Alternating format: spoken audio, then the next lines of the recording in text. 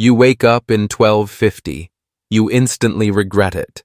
The first thing you notice is the smell. The second thing is that you're not alone. You're lying on a straw mattress that should have been burned 5 years ago. Around you, 6 other people are snoring, groaning, or scratching things they probably shouldn't scratch in public. You sit up. Big mistake. Your spine pops like old wood. You're dizzy. Your mouth tastes like goat. You don't remember why. You look around. Dirt floor. Cracked wooden walls. One tiny window. One enormous spider watching you from the ceiling. This is not your room. This is not your century. You stumble outside. The sun is too bright. The air is thick with smoke, manure, and something you desperately hope is soup. A woman passes by carrying a bucket of something. She glares at you. You try to say hello. What comes out is more like a cough and a question mark. A child throws a cabbage at your feet. You're not sure if it's a gift or a warning. Welcome to 1250. You are shoeless, clueless, and possibly diseased. You walk toward the center of the village, if you can call it a center. It's a muddy, open area filled with chickens, angry peasants, and one man yelling about turnips. You try to blend in, but you clearly don't belong. You're too clean, or too weird-looking, or both. A man with a broom approaches. He squints. You from the next village? You nod. He squints harder. Which one? You panic. The far one? He shrugs.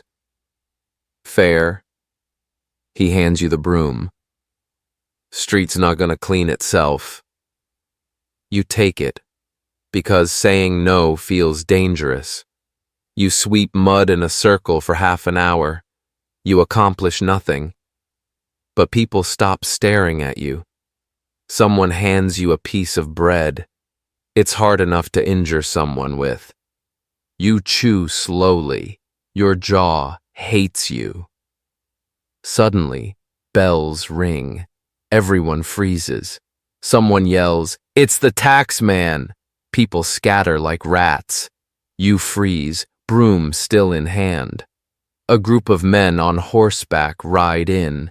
They wear armor, frowns, and the unmistakable scent of authority. One dismounts, points at you. You, broom boy.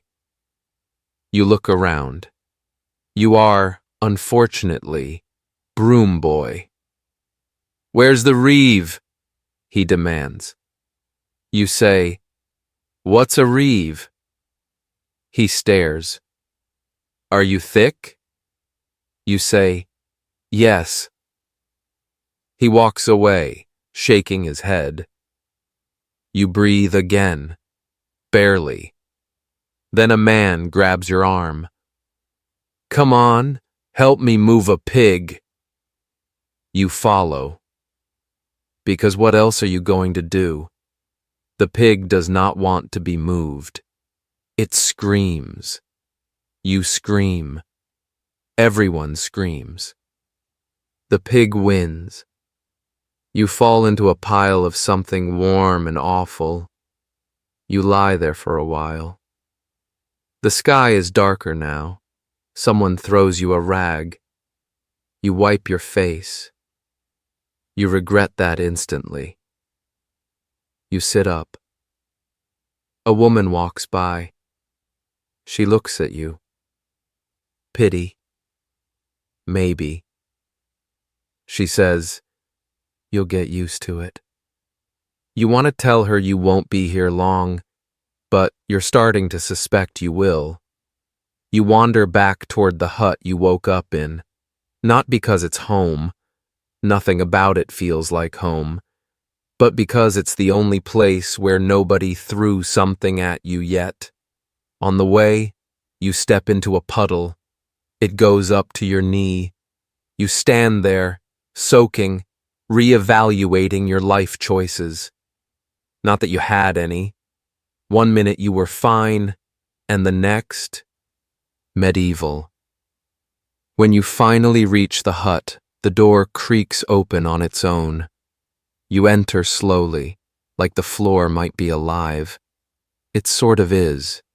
The straw squishes under your feet, like it's been fermented. The others are back. The man you shared a mattress with grunts at you. He's either saying hello or threatening your soul. You nod politely. You sit down in a corner. Someone hands you a bowl. You don't ask what's in it. You eat it.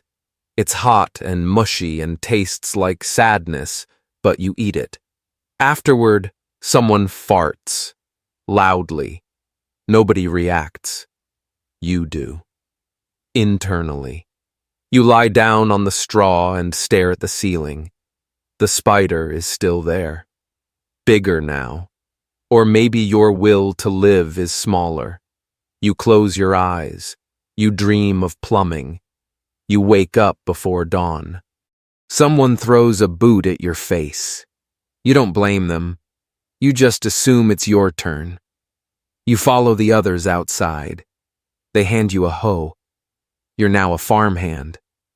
You don't know what you're doing, but neither does anyone else.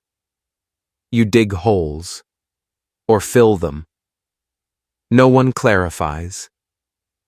The sun rises. The air thickens. The mud clings to you like unpaid debt. By noon, your shoulders are fire and your fingers no longer bend correctly. You take a break. You sit under a tree. A chicken stares at you with judgmental eyes. You throw a pebble. It doesn't move. It's stronger than you. A man walks up and asks if you know how to read. You nod without thinking. He lights up. Great. The priest needs help copying texts. Before you can say anything, you're dragged to the church. It's dark, cold, and smells like candle wax and Latin. The priest hands you a quill and points to a page. Copy this. You look at the script. It might as well be a curse. You dip the quill, hands shaking, and try to mimic the letters. You spill ink. The priest sighs like you've personally offended God. You're dismissed after 8 minutes. You walk back into the daylight, defeated by handwriting. You head toward the well. A man is drinking directly from the bucket. He glares at you. Get your own disease. You nod and step back. You sit on a rock and stare at the village. You've been here for less than 24 hours. In that time, you've lost all sense of hygiene, been yelled at in 4 different tones, and questioned the morality of chickens. You cough. It echoes. Someone nearby gives you a look. You cover your mouth and walk away. You find a quiet place behind the blacksmith's shed. You lie in the grass. It's damp. You don't care. You stare at the sky. Clouds drift by. You think you see one shaped like a flushing toilet. You cry a little, but only a little. You're dehydrated. Eventually, you fall asleep. You dream of soap. You wake up coughing. Someone's shaking you. It's the kid with the cabbage from yesterday. You dead yet? You shake your head. Shame, he says, and runs off. You sit up. The sky's turning orange. It's almost evening. You survived a full day. No food poisoning. No plague. No pitchforks. Just worms, bruises, and a slightly unearned sense of pride. You walk back to the hut. Someone hands you half a crust and a glance of acknowledgement. You lie down on the straw. The spider is closer. You name it Gerald. You close your eyes. You are in 1250. You are alive. You instantly regret it, but you made it.